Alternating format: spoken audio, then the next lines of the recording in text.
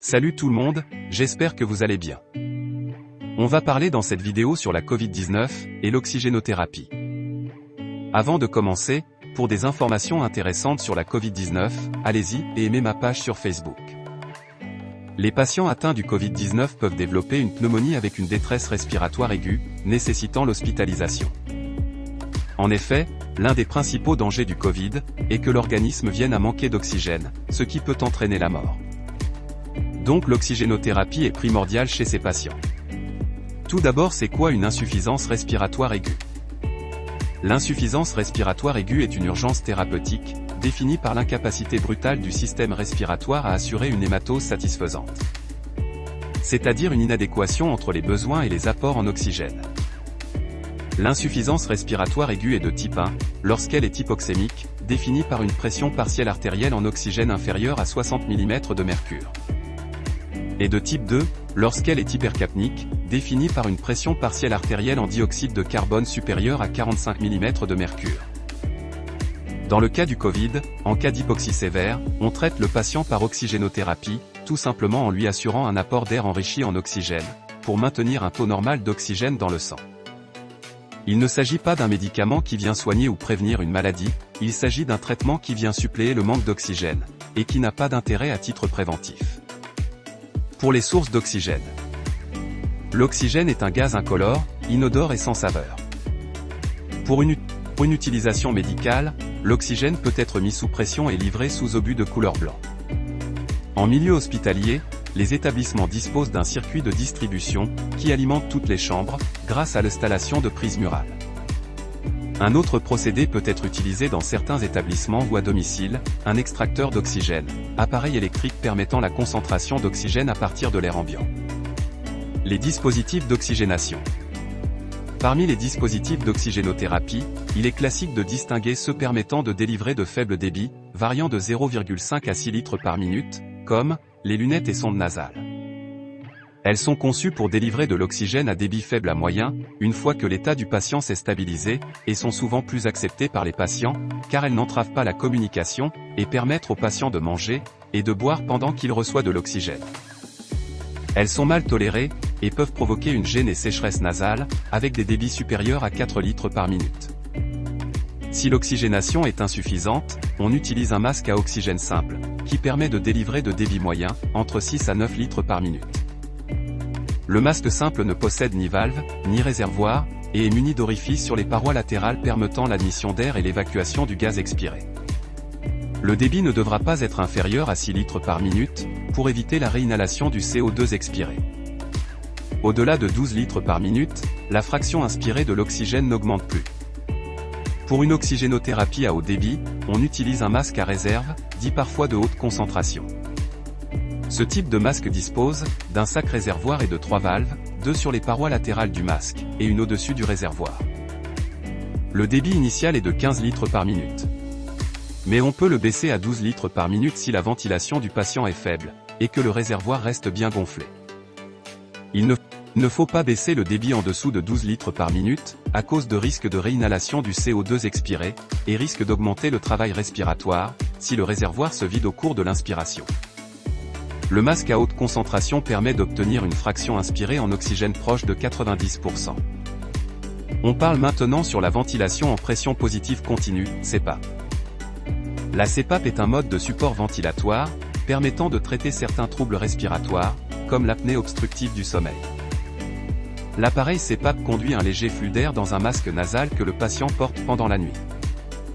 Grâce à ce flux d'air, les voies respiratoires restent ouvertes et les personnes concernées peuvent respirer librement pendant leur sommeil. Chez les patients Covid, le recours à la CPAP de manière précoce après l'admission empêche l'état du patient de s'aggraver, par la réduction des lésions pulmonaires inflammatoires, et permet ainsi d'éviter une ventilation invasive. En revanche, utilisée trop tard, la CPAP n'empêche pas les lésions pulmonaires. Quand administrer de l'oxygène à un patient. L'oxygénothérapie est indiquée chez les patients Covid en présence. 1. Une saturation en oxygène à l'air ambiant inférieure à 92%. 2. Des signes cliniques de gravité, fréquence respiratoire supérieure à 24 cycles minutes au repos, des troubles de la vigilance, agitation, cyanose et des sueurs. L'objectif est de maintenir une saturation en oxygène supérieure à 92%, sans dépasser 95%. On commence par un débit de 2 litres par minute, puis on l'augmente toutes les 30 minutes par un palier de 1 litre par minute, pour atteindre la valeur cible. Comme on a parlé avant, le dispositif d'oxygénothérapie à utiliser dépend du débit nécessaire pour atteindre la valeur cible. Chez les malades qui ont un risque d'hypercapnie comme la BPCO, il faut utiliser un apport de faible débit d'oxygène, car un apport de fort débit supprime le stimulus respiratoire, lié à l'hypoxie, ce qui va entraîner une hypoventilation, et par la suite, une hypercapnie. Donc le malade s'endort et s'arrête de respirer. Chez les adultes souffrant de lésions pulmonaires très graves, il est prouvé que le fait de s'allonger sur le ventre, position couchée, aide les patients à vaincre la maladie et à se rétablir rapidement. L'oxygénothérapie aiguë à domicile peut être réalisée en pratique de la même manière. Quand arrêter l'oxygénothérapie?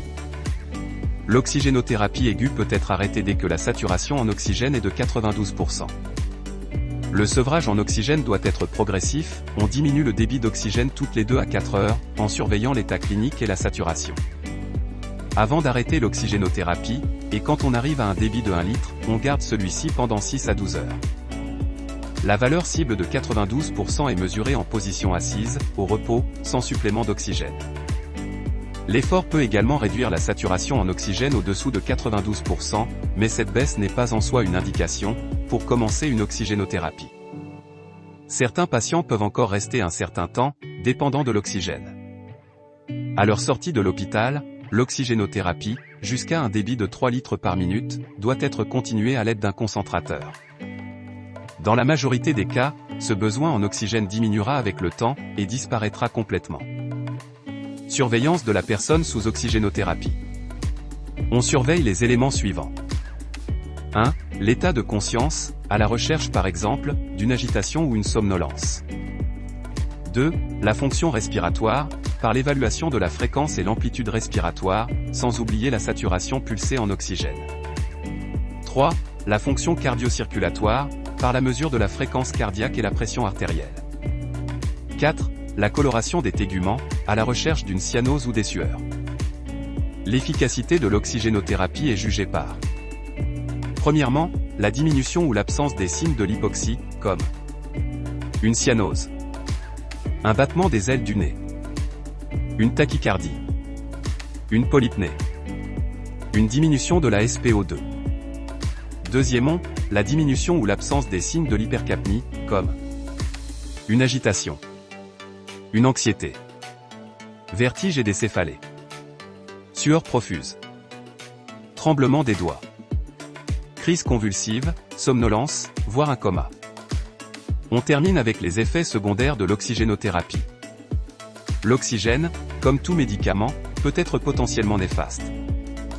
Donc il doit répondre à une utilisation rigoureuse. Parmi les effets secondaires on cite 1. Une apparition ou aggravation d'une hypercapnie, notamment sur terrain d'insuffisance respiratoire chronique, lorsqu'on utilise des débits d'oxygène relativement élevés, voire chez les sujets âgés, même en l'absence d'IRC sous-jacente. 2. Les niveaux élevés de la fraction inspirée en oxygène ont pour conséquence un risque potentiel d'hyperoxie, qui peut être responsable de l'aggravation des lésions pulmonaires.